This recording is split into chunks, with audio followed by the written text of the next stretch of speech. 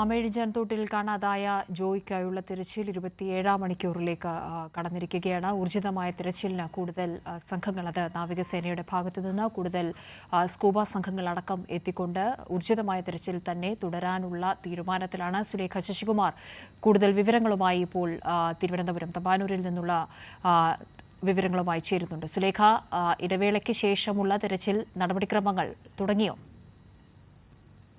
നിലവിൽ ഇപ്പോൾ ഉച്ചയ്ക്ക് ശേഷമുള്ള തിരച്ചിൽ ആരംഭിച്ചിട്ടില്ല. ഇവര് ഭക്ഷണത്തിന് വേണ്ടിയുള്ള ബ്രേക്ക് എടുത്ത ഒരു സാഹചര്യമാണുള്ളത്. അതിനുശേഷം നിലവിൽ തിരച്ചിൽ ആരംഭിച്ചിട്ടില്ല എന്നതാണ് നമുക്ക് മനസ്സിലാക്കാൻ കഴിയുന്ന കാര്യം. എന്തായാലും ഉടനടി തന്നെ 2 മണിയോടെ ഇവർ തിരച്ചിൽ വീണ്ടും പുനരാരംഭിക്കുമെന്നുള്ള കാര്യമാണ് ഇവർ വ്യക്തമാക്കിയിരുന്നത്. പക്ഷേ ഇതുവരെയും ഈ തിരച്ചിൽ ആരംഭിച്ചിട്ടില്ല. ഉടനടി തന്നെ ഇത്തരത്തിലുള്ള തിരച്ചിൽ ആരംഭിക്കുമെന്നുള്ളത് തന്നെയാണ് മനസ്സിലാക്കാൻ കഴിയുന്നത്. എന്തായാലും ഇവർ നേരിടുന്ന പ്രതിസന്ധി എന്ന് പറയുന്നത് ടണലിനകത്തെ മാലിന്യവും ഒപ്പം പൊട്ടിക്കിടക്കുന്ന കമ്പികളും, അത് ഈ രക്ഷാ ദൗത്യത്തിന് വലിയ രീതിയിലുള്ള പ്രതിസന്ധി സൃഷ്ടിക്കുന്നുണ്ട് എന്നുള്ളത് തന്നെയാണ്.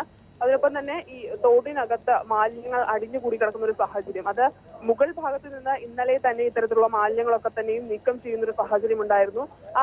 ആ മാലിന്യത്തിനപ്പുറത്ത് തോടിന് താഴെ, വെള്ളത്തിന് താഴെ ഈ മാലിന്യങ്ങളൊക്കെ തന്നെയും കുമിഞ്ഞുകൂടി കിടക്കുന്ന, അത് മാറ്റാൻ പോലും കഴിയാത്ത തരത്തിൽ വലിയ രീതിയിൽ കുമിഞ്ഞുകൂടി കിടക്കുന്ന ഒരു സാഹചര്യമാണ് നിലവിലുള്ളത്. അതുകൊണ്ട് തന്നെ അത് വലിയ രീതിയിലുള്ളൊരു രക്ഷാ ദൗത്യത്തിന് വലിയ രീതിയിലുള്ളൊരു പ്രതിസന്ധി സൃഷ്ടിക്കുന്നുണ്ട്. എന്നിരുന്നാലും നിലവിൽ ഇപ്പോൾ ഉച്ചയ്ക്ക് ശേഷമുള്ള തിരച്ചിൽ ആരംഭിക്കാനുള്ളൊരു ഒരുക്കത്തിലാണ് ഈ സംഘാംഗങ്ങളൊക്കെ തന്നെയും ഉള്ളത് എന്നാണ്. NDRFന്റെ സംഘമുണ്ട്, ഒപ്പം ഫയർഫോഴ്സും ഒപ്പം സ്കൂബ ടീം, പോലീസ്, ഒപ്പം നാട്ടുകാർ, ഡിവൈഎഫ്ഐയുടെ യൂത്ത് ബ്രിഗേഡ് അടക്കമുള്ള ആളുകൾ ഇത്തരത്തിൽ തിരച്ചിൽ നടത്തുന്നതിൽ കാര്യക്ഷമമായി തന്നെ ഇടപെടുന്നുണ്ട് എന്നുള്ളത് തന്നെയാണ്.